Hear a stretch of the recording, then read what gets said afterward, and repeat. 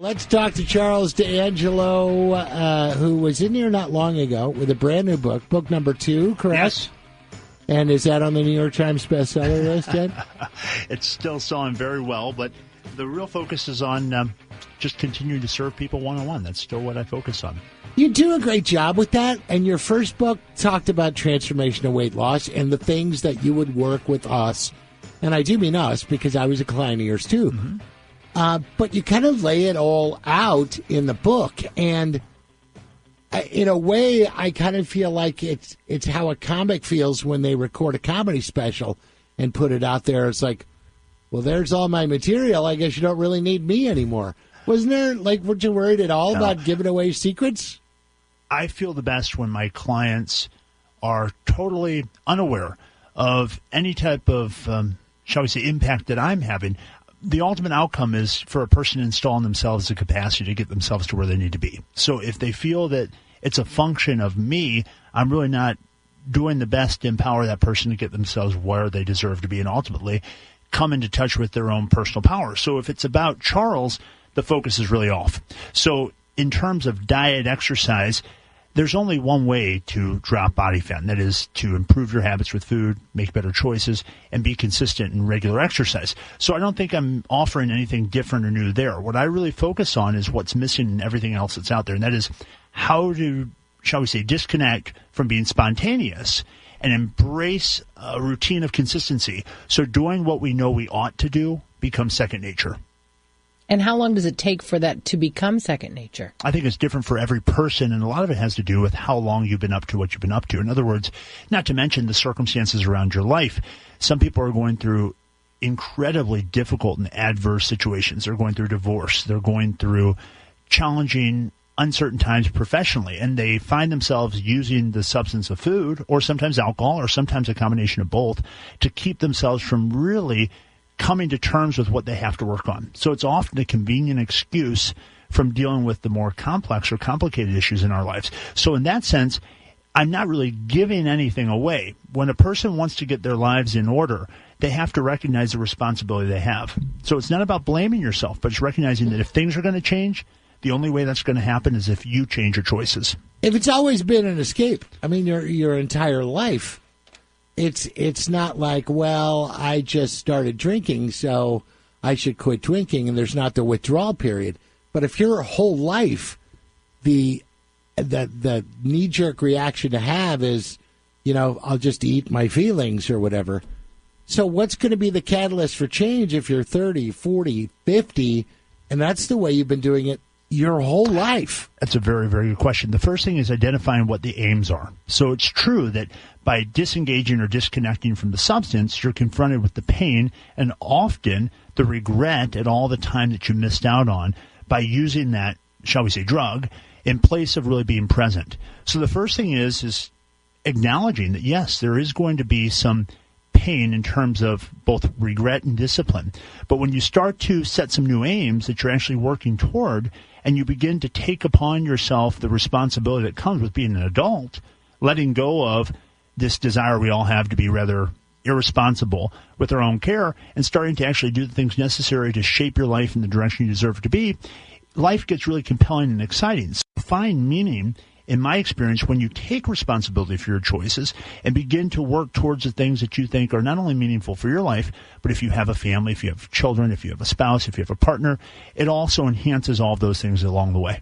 And you know this because you have been there yourself. Can you tell people what your story is? Yeah, I was 360 pounds as a kid, and I certainly didn't come from, shall we say, the right side of the tracks. I had wonderfully loving parents. My mom and dad were great people, hardworking people, but both were dealt an unfortunate hand of cards. My father was born into a family of abject poverty, frankly. I mean, my grandfather was literally illiterate, could not read. My grandmother would have to drive with him for him to find his way around the city because he couldn't read street signs. My grandmother, my dad's mom, had dropped out of school when her father had a stroke. Then on my mom's side, while they didn't struggle with obesity, they struggled with addiction to other substances, namely alcohol, and education was lacking on both sides.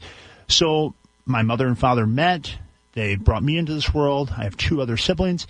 And once my father began to take it upon himself to raise a family, my mother stayed at home. He was a provider. their relationship suffered. My mother turned to alcohol to console herself and also prescription drugs. And as we grew into our own individuals, she found that she lost her sense of purpose. So addiction became a real issue for her. And I really loved my mom, so I wanted to do everything I possibly could to try to save her from herself. And one thing we learn as adults is we can't rescue another adult. The only person we can really take responsibility for is ourselves. So at 16, 17 years old, after years of self-neglect, I was 360 pounds. I couldn't even make it up a flight of 4 stairs. Now, I don't mean to downplay my parents because despite all of that, they both were loving. But I'm not protecting my parents either because all of us are humans. All of our parents are humans. And the more we can see our parents as people, the more we can relate to each other on a more balanced level. And so as I began to embrace my own humanity, I could see other people's humanity more readily. And when you come to terms with that, you can begin to work on yourself. And that's what I help people to do is really see themselves as they are, not worse than they are, see where they want to go and begin to close that gap. So I lost 160 pounds, not through some magical diet program or exercise plan, but through simple, fundamental shifts, small changes in my habits. But how did you have the wherewithal without somebody else guiding you as a kid to do that? Well, I think it takes a village. I don't think any of us do it alone. So I would be totally off the mark to say I didn't have influences. I had wonderful people in my life. I was blessed to have an education. I went to CBC High School. So there were wonderful faculty members. There were people in the neighborhood in which I grew up. I think that there are always models available. And what I tell people who are struggling, maybe you're listening and you're overweight or you're going through a dark time in your life, is you can find an example in your own community, in your own neighborhood, someone who's living life on the terms that you'd like to live and begin to embrace their worldview, their model, and begin to move in the right direction. So as you were asking, Julie, it wasn't I did it by myself. It was I started to look for how did I want my life to look and what did I need to do to begin to shape it in that direction. So I joined a gym. I started eating healthily. I started exercising. And as my life was so ablaze, having shed that weight, I wanted to serve other people. And I made it my mission. I've been doing it now nearly 20 years. Wow. Not just weight loss, but transformation coach Charles D'Angelo with his couple of books, Think and Grow Thin and Inner Guru, 2 out from him. And we were talking about the point where that starts, where you start to accept responsibility for yourself, change your patterns, because that is Very how well it said. has to happen. If you want to create the type of change that's going to be pervasive and you really want to tap into your own power, you need to run away from people who are willing to say that they can do it for you. But that's very daunting to many of us because it really, essentially, it makes us confront our own vulnerability. If there's nothing between you and reality, you feel very exposed. And so having someone like you were joking before the segment. Carney was joking? Or kidding? Over the years that I've known you, when you first came to see me, my style has certainly changed. So you don't yell at him and throw stuff anymore? I've never been abusive in that way. I've never thrown anything at anything. I may have raised my voice when I was you're younger. stern a bit. But I can certainly be strong, but I try not to be rude. My point is that if whoever you're seeing takes more than 50% of a role in the dynamic of change, you're really doing yourself a disservice because ultimately it's up to that person for you to have the life you want. So you really want to find something that's more balanced in my judgment. Well, I would think with weight loss, it's maybe even harder to hit what I'm going to call the rock bottom because that's what it is for the alcoholic. That's what it is for the addict. You wake up, you don't know what town you're in, your family is left, you lost your 12th job, you have no money. There's some pretty obvious motivational things there and signs that what you're doing is not working. So there's two. But hold on. When you gain weight, you don't feel that good. It's more silent. But it doesn't affect as much of your hemisphere as those other things do. Well, let's put it this way. It's easier to be lulled in complacency by keeping yourself distracted because it's far more socially acceptable and far more easily obscured in terms of its impact and its implication on life at home. I have a privileged perspective when a client comes to me and they're 300, 350, 400 pounds, or maybe they have 50 pounds to lose. And there's no passion or intimacy in their marriage anymore. Not because their partner doesn't find them attractive physically, but because their partner is afraid of losing them to their own habits. So I hear that. So when you see someone who's struggling with obesity, I see the obesity as the symptom, not the problem. So the problem isn't the problem. Yes, I help people resolve that issue of getting themselves to an outstanding level of physical health. But moreover, we need to resolve what really caused it. And what caused it, in my judgment, is a certain proclivity not to want to address issues. Not what to about really want society? And Olive Garden's got the endless bowl of this, and try our buffet, and it's a smorgasbord. We'll bring you food in 10 minutes. I think we're in a society and a culture at this time where we're a very adrenaline-addicted society. We're addicted to the charge that comes from drama. And we're also given access to things that can stimulate us in a way from really dealing with issues that are necessary to deal with if we want to make progress in the relationship we have with ourselves and others. And I know it sounds really deep what I'm saying. I don't mean to go that deep with it, but I think that if you really want to create change, you've got to get to the roots of where this all started. And once you understand that, you can then bring more consciousness to what you're doing now. I totally agree. Yeah, I mean, that makes a lot of sense. Yeah. And so does the piece of information that you talk about simplifying and sort of having a regular routine because, you know, I mean, if you think about somebody that gets off of alcohol or drugs, the program typically is nothing. Don't do any of it ever. Abstinence. Yeah. Yes. Sobriety, and you can't so to speak. and you can't do that with food. So the next best thing would be to watch it there though, because people often use that as a reason that they say that overcoming challenges with food is more difficult than alcoholism. You still have to eat. Right. That's what I'm saying. The idea is, and you still have to drink. So there's really, that's, in my judgment, kind of a fallacy because the idea is, what are you using that substance to distract yourself from? If you'll look the dragon in the face, so to speak, you see it's not nearly as intimidating as you once thought it was. So if you're having marital problems or your career is on the rocks, if you stop and you have the courage to turn to yourself and look at what the real trouble is so you can begin to address it and work through it, you'll often find that the bad habits yield to looking at things objectively and honestly. Charles aligned Angela, with the truth, in other words. Let me ask you this before we go. My 600-pound life or my 800-pound life. I've never watched the show, but I've heard of it. But there's 5 or 6 different shows with morbidly obese people. And My Big Fat Fabulous Life. There's another one. So whether you've seen them or not is probably inconsequential, but do you think these help? Well, I think they raise awareness of the issue, don't they? I would say that behind anyone who's struggling with a tremendous amount of weight is a lot of emotional material. Things that are kind of being either pushed away or not looked at. And for someone to weigh 500-600 pounds, I was 360 pounds, I was in such reaction to my life. There wasn't much consciousness about what I was doing other than just trying to survive. But isn't it dangerous in the sense of, all right, I'm 80 pounds overweight, but look at that guy on TV? In other words, is it normalizing the behavior? Yeah. Perhaps. I mean, maybe it's giving people an example of, well, I'm not so bad. But I think if that's what you're set on, you're going to find that pretty much. To watch it. I think it certainly shows the extremes. But again, we're in a kind of a society that craves the eccentric, the odd, the things that are different. And for whatever reason, we get drawn to that. Mm-hmm. You know, it's as if normal's not okay. By normal, I don't mean that being overweight is not normal. By normal, I mean is not being just fueled by adrenaline, having to go all the time, just being at peace with yourself, just being okay with being okay. How do people get in touch with you? My website's charlesdangelo.com, and my phone number is 314-495-3228. The best thing to do is look at all the videos of people who might be where you are right now, who have reclaimed the power that they have over their lives by changing their choices. I saw on Facebook a friend of mine from preschool, believe it or not, that just lost 60 pounds with you, and she looks amazing. Awesome. Yeah, I was really happy Fantastic. for her. Also, Think and Grow Thin and Inner Guru, literary versions of our guest. John Carney and Julie Buck on KTRS. Charles D'Angelo with us. More conversation. If you want to jump into, you are more than welcome. Julie Buck's along as well. And I was going to do a restaurant commercial, but I'm not going to talk about food with Charles here because I'm still slightly intimidated.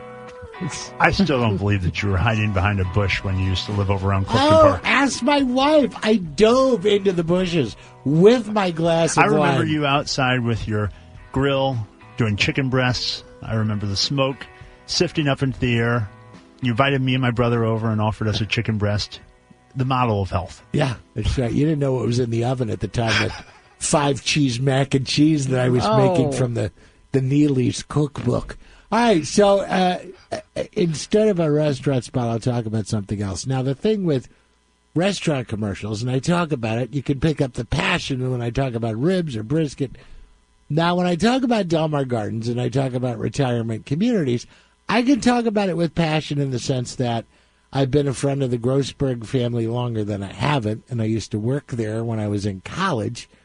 But as far as being a place that I'm going to go and retiring and getting up and feeding the ducks and seeing what's going on with the complimentary happy hour and the dinner downstairs, that's never going to happen for me, really. So when I talk about golden years and retirement and people love this, they do. It's all true.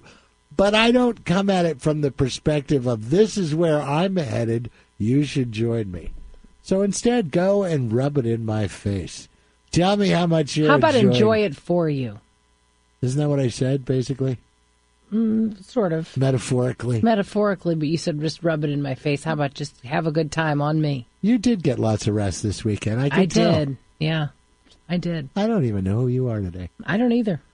So if it's for you, if it's for mom, sister, brother, even just a friend, and they don't seem to be enjoying this stage of their life when, you know what?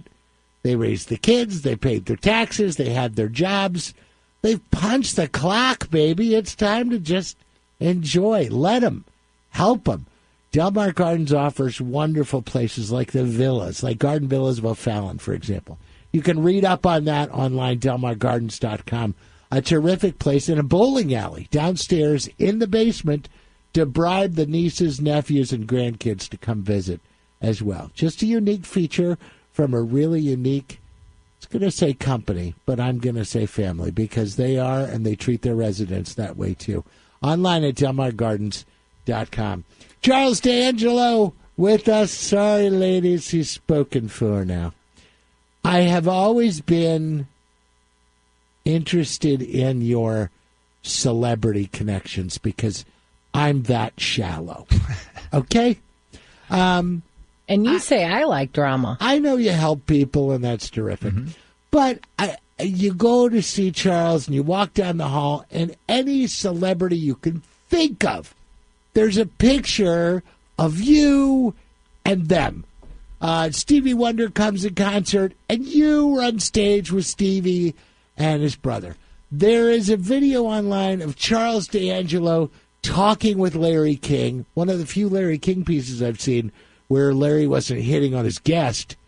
But, Don't oh my personal. God, you're here in St. Louis. How do you get connected with presidents like Bill Clinton and all of these other people? How does this happen?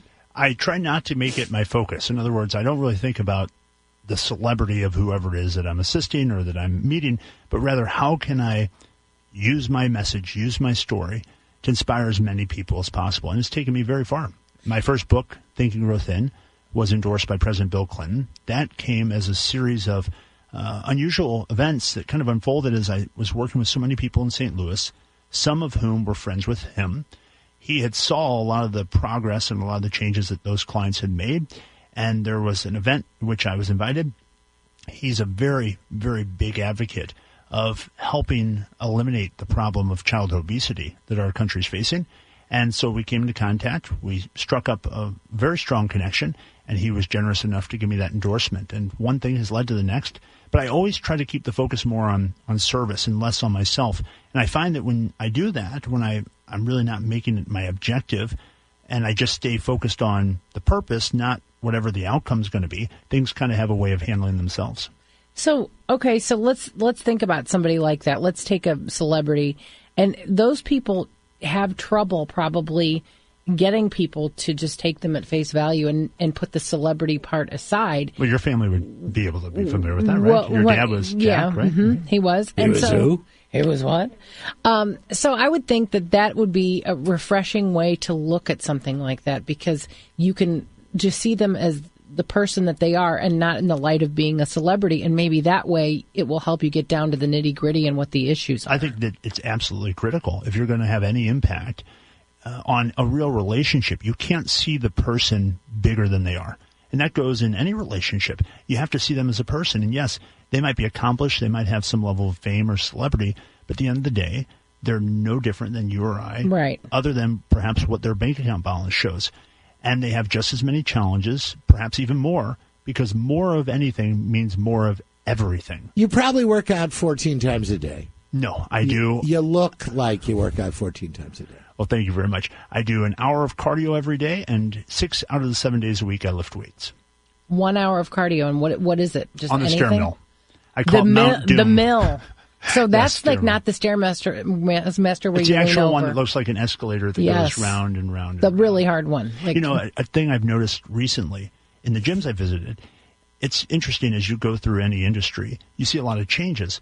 And so much more emphasis now is on a person capturing their body in gyms. I can't go anywhere, any fitness center, where I'm not finding people are spending the majority of their time capturing pictures of themselves working out or videos. It's just I'm beside myself when I see it, because it used to be when people went to gyms, they were really focused on what they were there to do.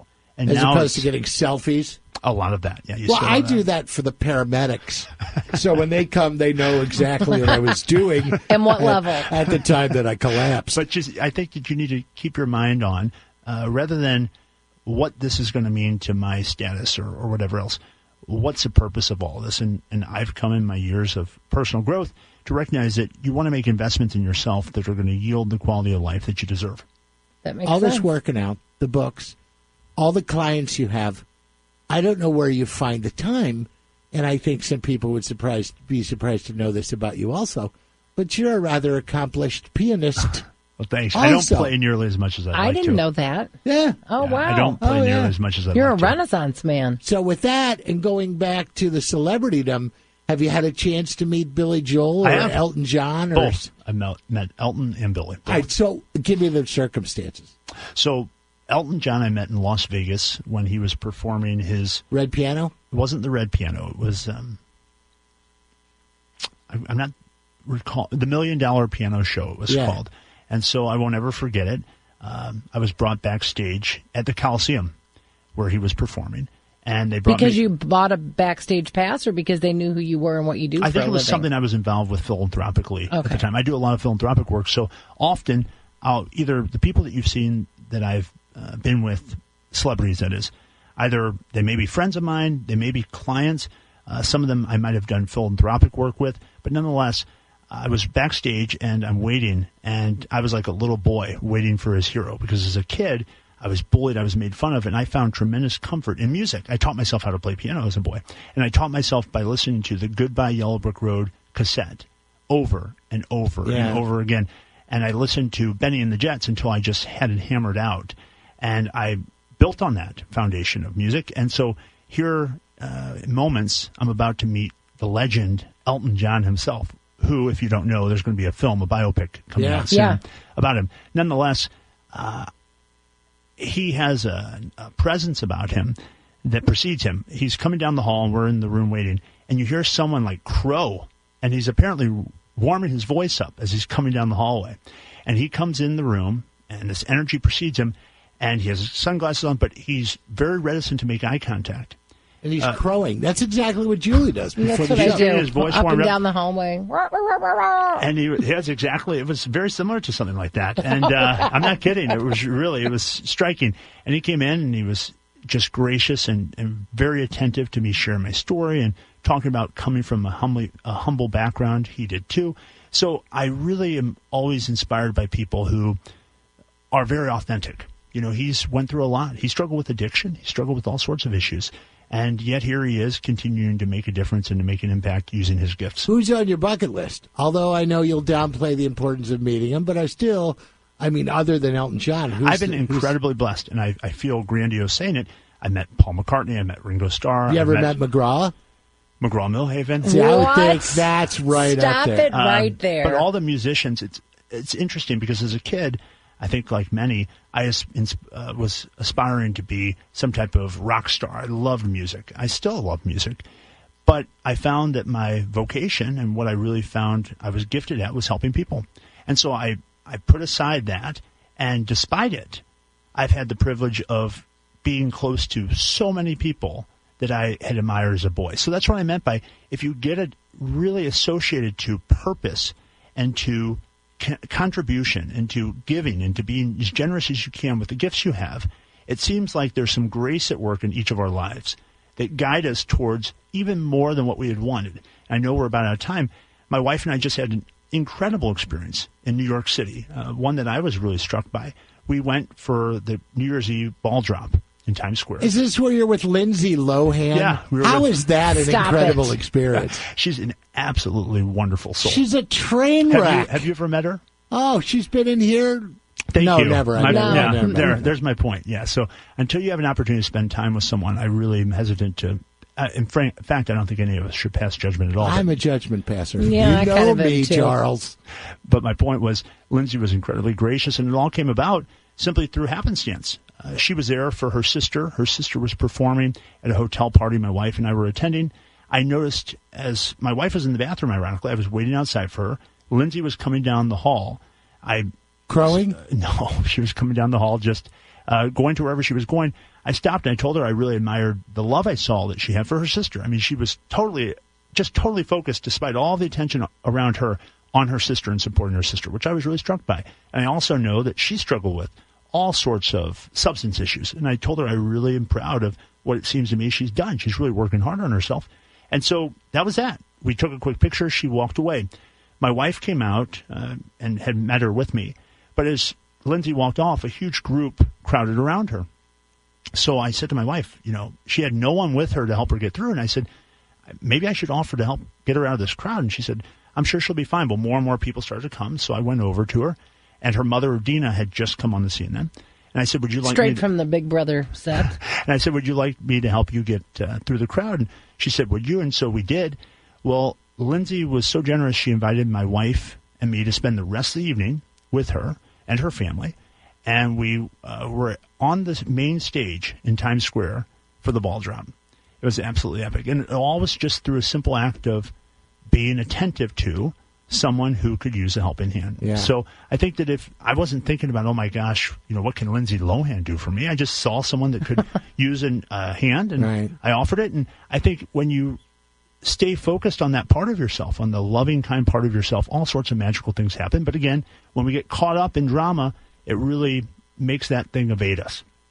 Do you hear that? Caught up in drama, I'm Julie. not caught up in... Oh, because I like The Real Housewives. He thinks that makes me caught up in drama. Okay. Have you met a Guilty as Kardashian? charged. Have you met a Kardashian yet? No, I don't even know what the Kardashians are famous for. I frankly. love you more, Charles. I swear I didn't think I could. But that phrase alone, I love you more. CharlesDangelo.com. Couple books out, Think and Grow Thin and Inner Guru. Also CharlesDangelo.com online. Always a pleasure to see you. So good seeing you Yeah, guys. thanks for the info. Very inspirational and a thanks, great way to guys. look at things. Yeah. We will do this again. I love it.